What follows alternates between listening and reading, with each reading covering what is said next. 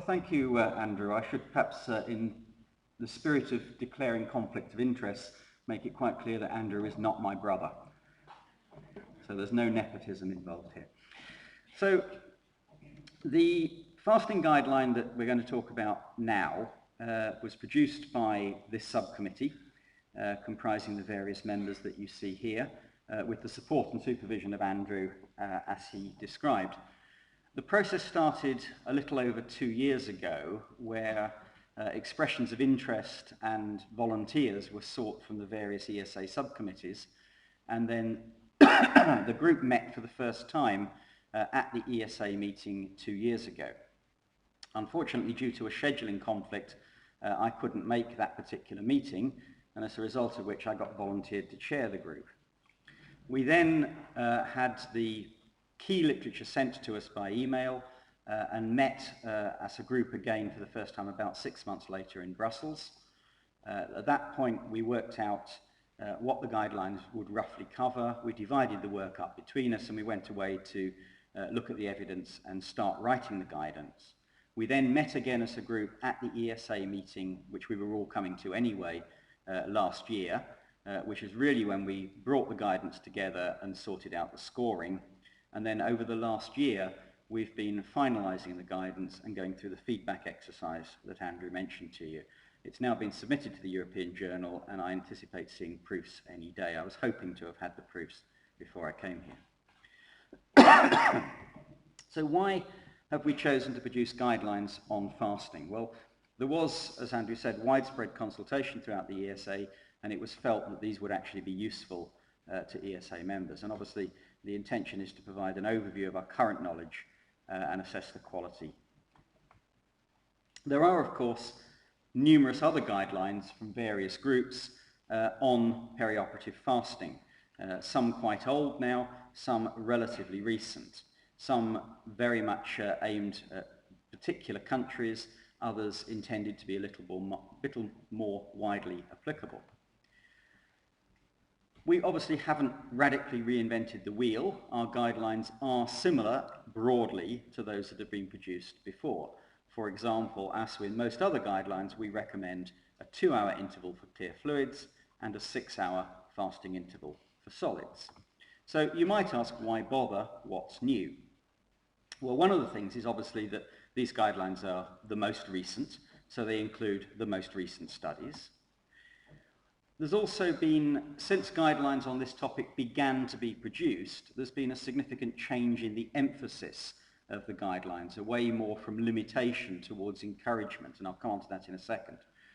And I think the other big difference is, as Andrew again alluded to, we have tried wherever possible to offer very practical and pragmatic advice on issues that do actually matter from day to day, such as patients who put milk into drinks, patients who are chewing gum, patients who are smoking, eating boiled sweets and the like. We've also, I think for the first time in any recent guidelines, included the issue of carbohydrate loading, which you're going to hear more about from the last speaker in this session, from Baz. So you've already heard some of this. The guidelines were developed by the Cochrane Anaesthesia Review Group, helping us out by doing a systematic search. They searched Medline and Embase, as they do, and they looked at all papers published between 1950 and 2009.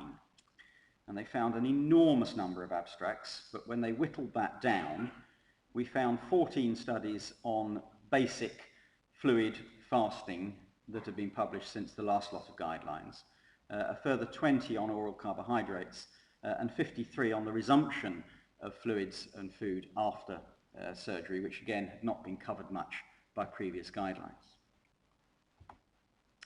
The evidence was graded according to the Scottish Intercollegiate Guidance Network, and you've seen that scoring system.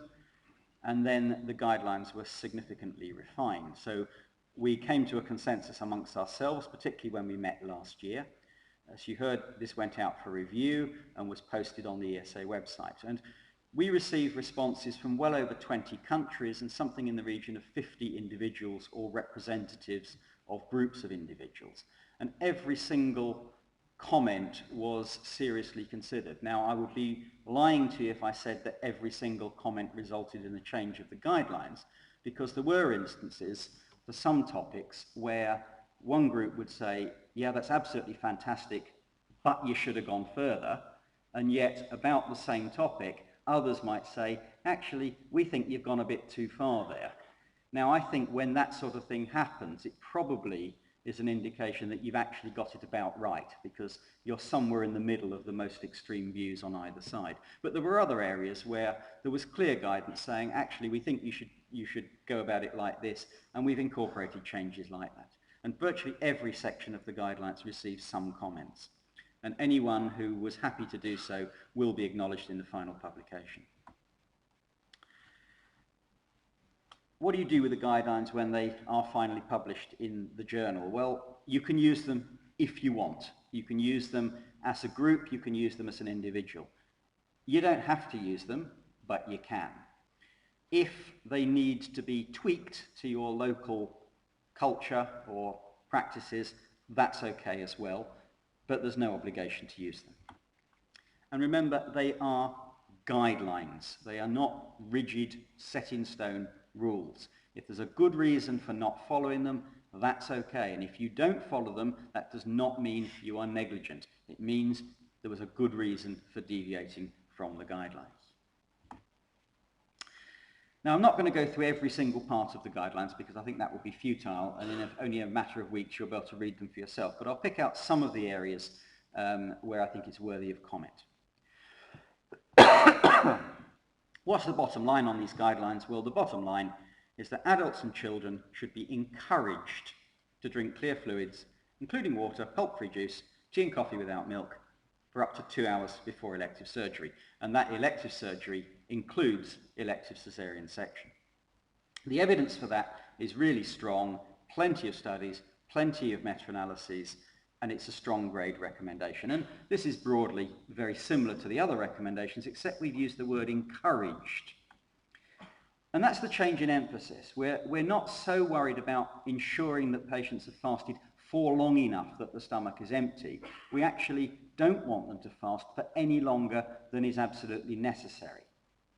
And the reason I think for that is gastric emptying for fluids is really very, very quick. This is a piece of work from one of the guidelines committee members, and you can see that the curve in the light dotted line for liquids is an exponential curve, and that the stomach empties very, very rapidly. A lot of the work has been done by letting patients drink for an interval before surgery, anaesthetizing them, putting a stomach tube down and draining off the gastric contents. And that's usually been done at either 2 or more hours interval. So people haven't really looked at how much is left in the stomach when you induce anesthesia only an hour after taking fluids.